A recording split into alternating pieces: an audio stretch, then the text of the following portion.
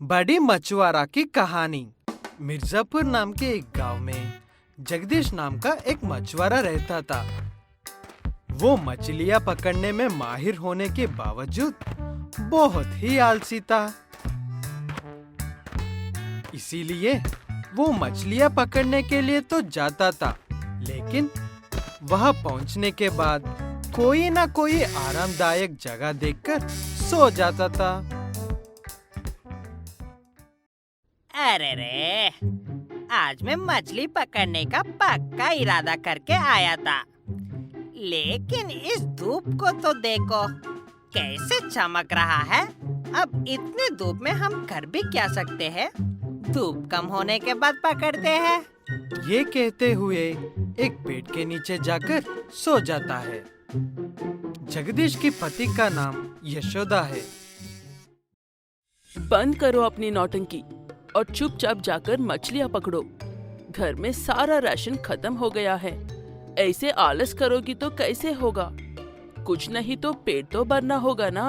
अपनी पत्नी की बातों के दबाव में जगदीश जबरदस्ती मछली पकड़ने के लिए चला जाता है। उसे मछली पकड़ना शुरू करके 5 मिनट भी नहीं हुए थे और वो एक टोकरी भर मछलियाँ लाकर अपनी पत्नी को देता है, फिर से जाकर सो जाता है। वो देखकर परेशान हो जाती है यशोदा। पलक झपकते ही इतनी सारी मछलियाँ पकड़ के ले आई। अगर शाम तक पकड़ोगी तो हमें किसी तरह की भी कमी नहीं होगी।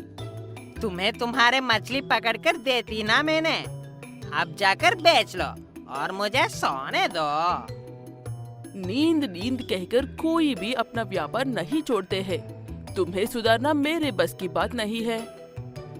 ये कहते हुए यशोदा वहाँ से चली जाती है और अपनी सारी मछलियाँ बेचकर कमाई हुए पैसों से कुछ घर का सामान खरीद कर लाती है। उसके घर लौटाने से पहले ही जगदीश घर पहुंचकर सो गया था।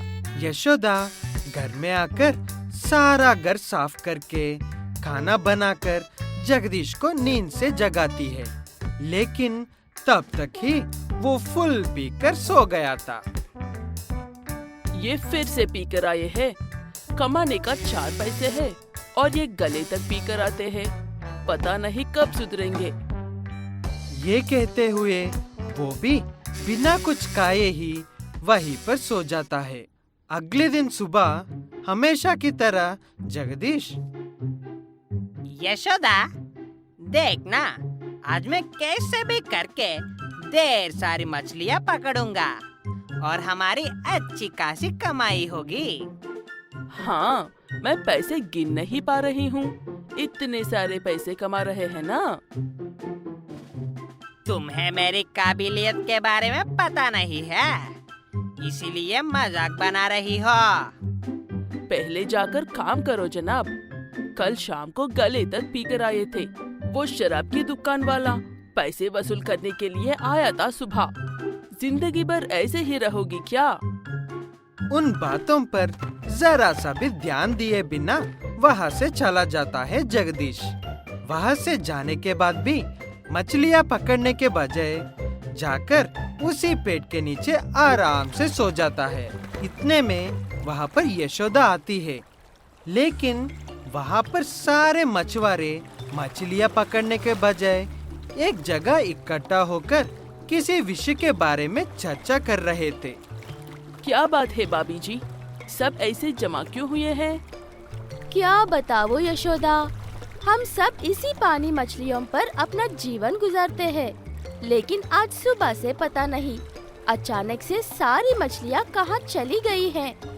एक भी नजर नहीं आ रही है। मछलियाँ गायब हो गई है, इसका क्या मतलब हुआ? सुबह से अपने सारे लोग अपनी के 10 चक्कर लगा चुके हैं, लेकिन किसी को भी एक भी मछली नजर नहीं आई। आओ हम भी चलकर सुनते हैं असल में मजरा क्या है।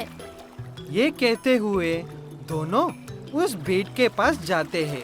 इतने में वहाँ पानी में से एक विशाल मछली छलांग लगाकर बाहर आती है और फिर से पानी में चली जाती है।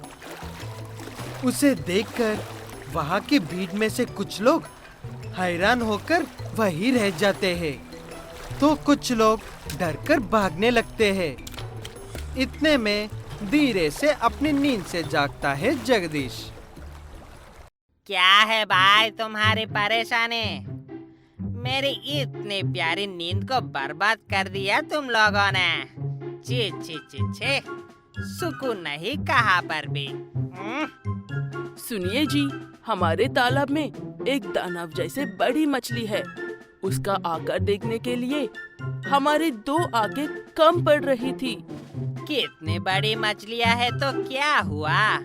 है तो एक मछली है ना, उसे भी सही से देखकर एक तीर मारेंगे तो वो भी मर जाएगी।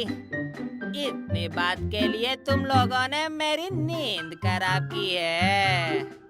निकलो यहाँ से। ये कहते हुए जगदीश फिर से सो जाता है। अब करने के लिए कुछ भी नहीं था, इसीलिए वहाँ के लोग अपने अपने घर लौट जाते हैं। अगले दिन आकर देखने पर भी किसी को भी एक भी मछली नहीं मिलती। ऐसे ही 2 से 3 दिन गुजर जाते हैं और विशाल मछली पानी में से नीचे से ऊपर आते जाते हुए नजर आती है। अब कोई फायदा नहीं है। पानी में की सारी मछलियाँ वो राक्षस मछली ही खा रही है। जब तक हम उस दानव का परिष्कार नहीं ढूंढ लेते, तब तक व्यापार शुरू नहीं होगा। व्यापार नहीं होगा तो खाने के दाने दाने के लिए तरसना पड़ेगा हमें। ये कहते हुए सब मिलकर उस मछली को मारने की काफी कोशिश करते हैं, लेकिन वो मछली काफी होशियार से बचकर भागने लगती है। अब कोई फायदा नहीं है। हमें जगदीश से मदद मांगने ही एक आखिरी रास्ता है। वहाँ के सभी लोगों को जगदीश के मछली पकड़ने के हुनर के बारे में सब जानते हैं। मछली पकड़ने में उससे बेहतर कोई नहीं है। ये बात जानते हुए भी उसे कोई भाव नहीं देता है। वजह उसका आलसीपन था, लेकिन अब उनके पास दूसरा कोई रास्ता भी नहीं था। यशोदा जी, आपसे विनती है कि आप अपने पति को उस मछली से हम सबको पीछा छुड़ाने में मदद के लिए मानिए। बदले में हम आपको कुछ भी देने के लिए तैयार है। यशोदा उनकी बात मानकर वहाँ से चली जाती है और जगत गुरु के पास आती है। सुनिए जी, उस राक्षसी मछली को आपके सिवा कोई नहीं मार सकता है। ये कहते हुए सारा गांव हमसे मदद मांगने आया है।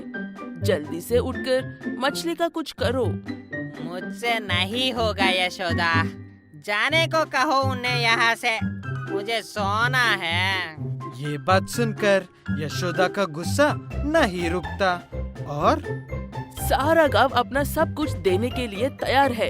उन्हें अपने परिवार और गांव की चिंता चैन से बैठने नहीं दे रही है। और यहाँ तुम्हें सोने के अलावा कुछ और सूझता ही नहीं है। औरों के बारे में नहीं तो कम से कम अपनी पत्नी के बारे में तो सोचो। क्या तुम इस जन्म में नहीं सुधरोगे? ये कहते हुए यशोदा रोने लगती है।